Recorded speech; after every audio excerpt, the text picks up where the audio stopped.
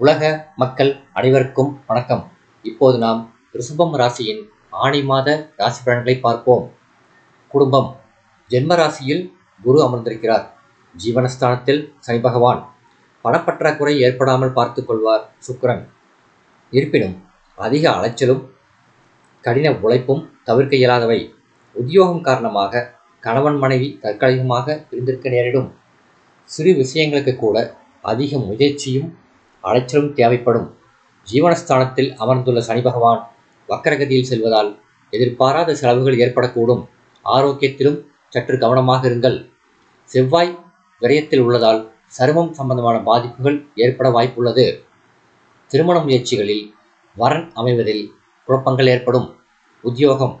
உங்கள் ராசியின் ஜீவனாதிபதியான சனி பகவான் ஆட்சியில் அமர்ந்துள்ளார். வேலை சுமை அதிகமாக இருப்பினும் பதவி உயர்வு, ஊதிய உயர்வு ஆகியவற்றை அளித்தருள்வார் சனி பகவான்.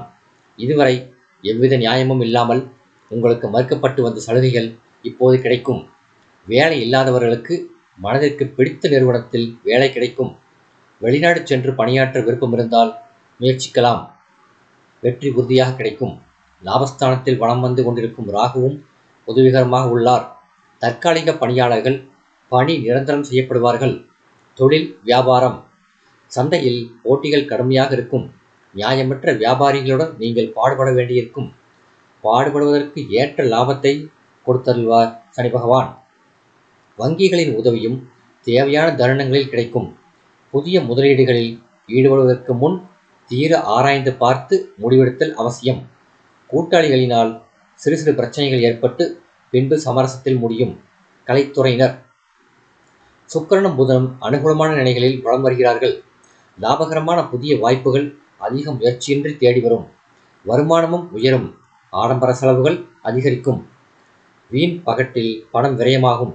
திரைப்பட தயாரிப்பாளர்கள் தைரியமாக புதுப்படங்கள் தயாரிப்பில் மனதை செலுத்தலாம். பழைய கடன்கள் சிரமத்தை ஏற்படுத்தும். பணப்பற்றாக்குறை காரணமாக பாதியில் நின்று போன படத்தை முடிப்பதற்கு உதவியும் ஆதரவும் கிடைக்கும். அரசியல் துறையினர்.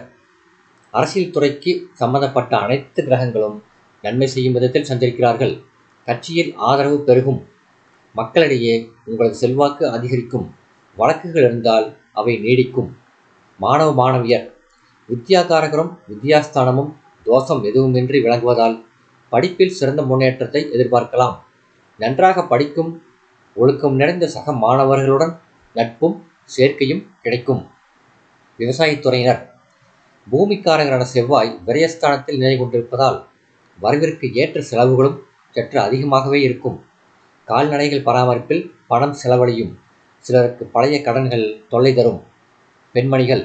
இம்மாதம் முழுவதும் உங்களுக்கு ஓரளவே நன்மைகள் ஏற்படும். கிரக நிலைகளின்படி உத்தியோகம் காரணமாகவோ அல்லது வேறு காரணங்களுக்காகவோ சிலர் கணவரை விட்டு தற்காலிகமாக பிரிந்திருக்க நேரிடும். குழந்தைகளின் படிப்பில் ஏற்படும் முன்னேற்றம் மன நிறைவை தரும். வேலை பார்க்கும் பெண்மணிகளுக்கு அலுவலகத்தில் பணிச்சுமை அதிகரிக்கும். செவ்வாயின் நிலையினால் வயிற்று வலி, அதிக உஷ்ணம், மாதவிடாய் கோளாறுகள் உங்களை வருத்தும். அதிக அலைச்சல் வேண்டாம். பரிகாரம். திருக்கோயிலொன்றில் மாலையில் தீபமேற்றுவது சிறந்த பரிகாரமாகும். சந்திராஷ்டம தினங்கள்.